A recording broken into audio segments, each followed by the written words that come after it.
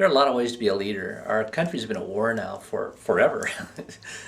And there's a tendency of some people to think that basically it's generalship that like means leadership, and in other words, you give an order and then people comply. And I got to tell you, it doesn't really work that way, at least not in this country anymore. Um, the world's just very different from that. There's a lot of things to think about. For one thing, is to be a leader, you got to think about the situation. Who are the people involved?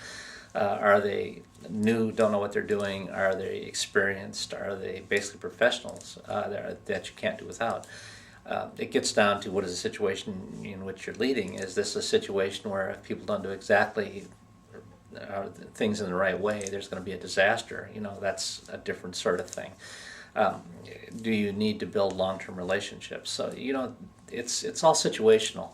And sometimes you're a general, but most of the time in today's world, at least in the civilian world, you've got to educate, you've got to communicate, you've got to really work at bringing people along.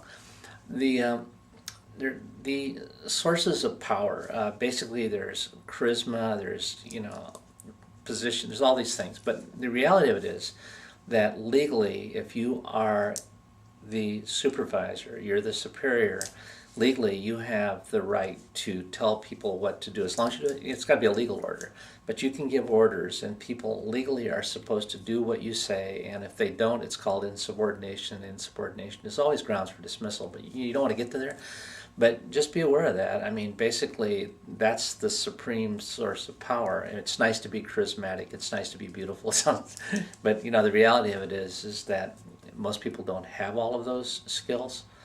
But okay, you can still be a leader. I guess the main thing I'd say you have to have a vision of what this job is supposed to look like when it's done. Because if you don't have that, if you don't know what it's supposed to look like when it's done, then how are you going to tell somebody how to do it? And how are you going to convince somebody else to do something when you don't even know what it is you're trying to do? Um, a thing that's happened in this country is we've shifted from mass production of goods to service, and basically quality customer service is now an issue. And when you get into that situation, what you got to worry about is that employees, customer service employees, tend to treat customers, external paying customers, like management treats them. So you've got to get more away from the gentlemanship into, again, educating, participating, working with, rewarding and that sort of thing. It's a different world. Discipline then is always a part of that. I was always told, expect what you inspect. If you don't look and see how things are turning out, well, you're liable to get anything. So you've got to actually get in there and be involved in the process and know what's happening, at least until you've got people who are completely professional and they've bought into the goals of the organization, and they know what they're doing, and they know what is expected. Because, you are, the leader is going to be responsible. Again, you can delegate authority, but you can never delegate responsibility. You are going to be accountable for what is produced.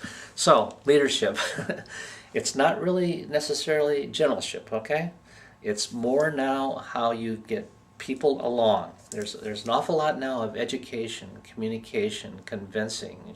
It's just not, it's not straight and forward anymore. It's just not straight giving orders and expecting compliance. That's not the world that we're in anymore.